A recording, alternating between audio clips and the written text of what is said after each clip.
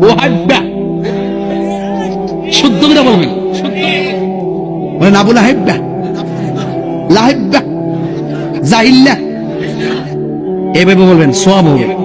মিয়া আজ 30 বছর রাসূলের মহব্বতের দাবি করেন। মিয়া আমারে ওয়াহাবি বলেন, আমরাই পাস করলি টুপিওয়ালা করে গালি দেন কথায় কথায়। মিয়া আপনি আজকে 30 বছর নবীর প্রেমের দাবিদার করে এখনো তো দেখলাম না আপনার হাতে কোনোদিন মেসওয়াক করতে, আপনারা তো দেখলাম না। মিয়া আপনি জবাব দেন। মিয়া আমি চুপ। মিয়া বলেন, মিয়া আপনি কেমনে রাসূলের প্রেমিক হলেন?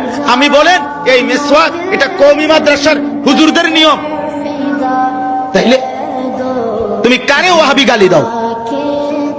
গালি দাও বেটা, তুই আমার দলভুক্ত হওয়ার দরকার কি? তুই নিজের থেকে রাসূলের সুন্নাত মান বেটা, তাইলে তো চলে। আমি বলছি আমার দলভুক্ত হইতে, কথা বলেন না কেন? আমরা বলছি এটা কি মেম্বার ইলেকশনে খেলাইছি আমরা এনে? তাইলে তুমি আমার দলভুক্ত হওয়ার দরকার কি? রাসূলুল্লাহ সাল্লাল্লাহু আলাইহি সাল্লামের সুন্নাত মিসওয়াকটা আজকে 50 বছরে জীবনে অর্জন হইল না। আমনে নবী প্রেমিক আর আমরা সিরা সাবাই। হ্যাঁ, আমরা বুঝি না।